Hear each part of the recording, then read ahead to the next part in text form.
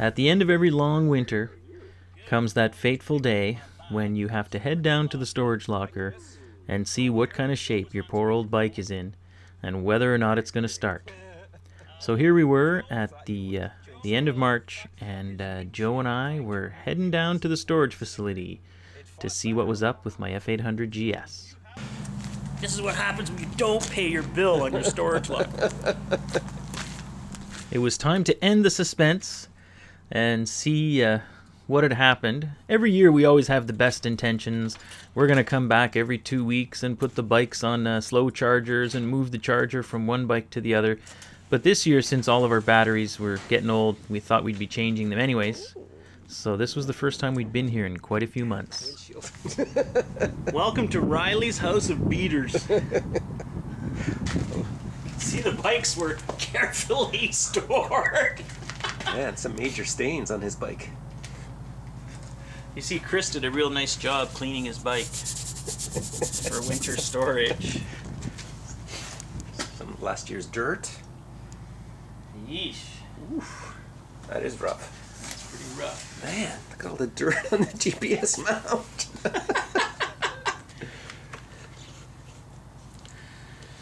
Alright, so I guess we gotta take this piece of out first.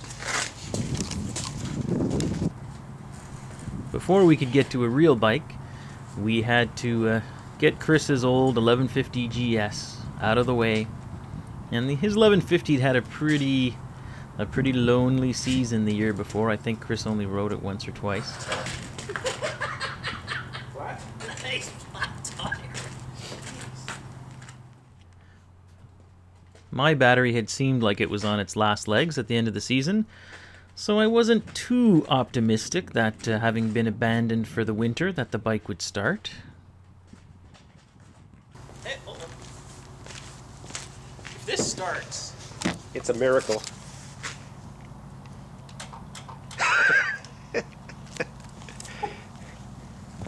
Joe hadn't been out with us much the previous year, and he decided to do a little visual inspection of my bike.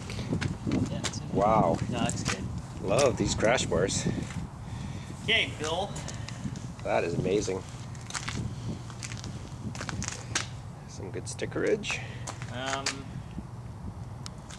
guess we don't want to f around trying to push start it. No.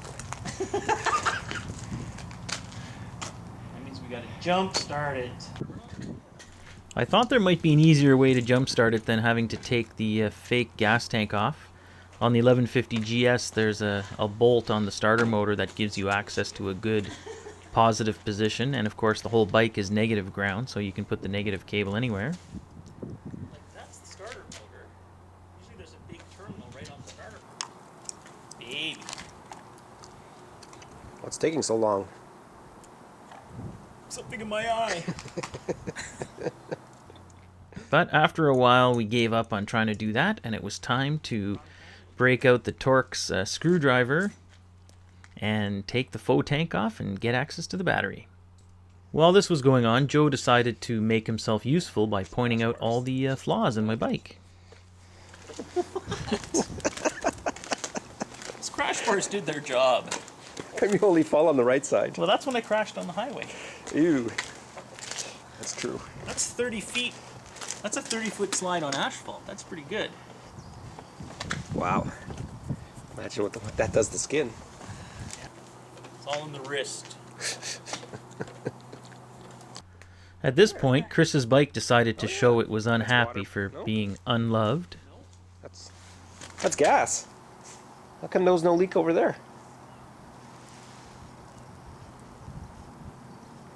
No, that's not good. No, but it's from the overflow. I know, but we can't put it back in with gas leaking out of it.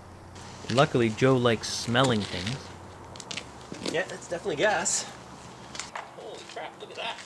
And then someone knocked the camera off the tailgate of the truck.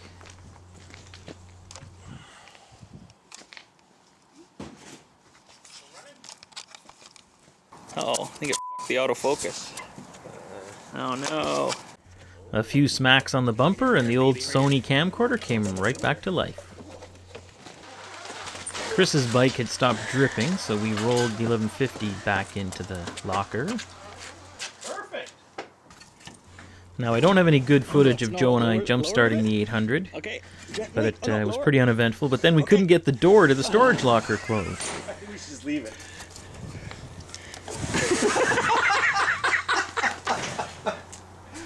Sometimes you have to customize the bike to make it fit in the storage locker.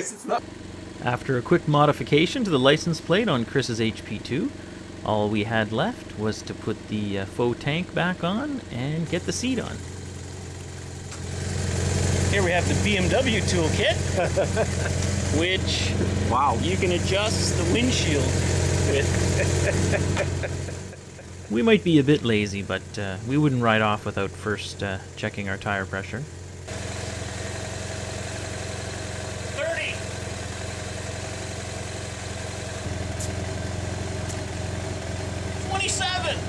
30. Yeah, but these ones you only run at 28. Oh, okay. We'll come back for Chris's bike later. With a dump truck. And then it was just a short ride home. Our next video will be about how to install a new battery in an F800GS. So there ends, not really an adventure, but another little tidbit from the Awesome Players Off-Road Motorcycle Club. And don't tell Chris about the whole license plate thing.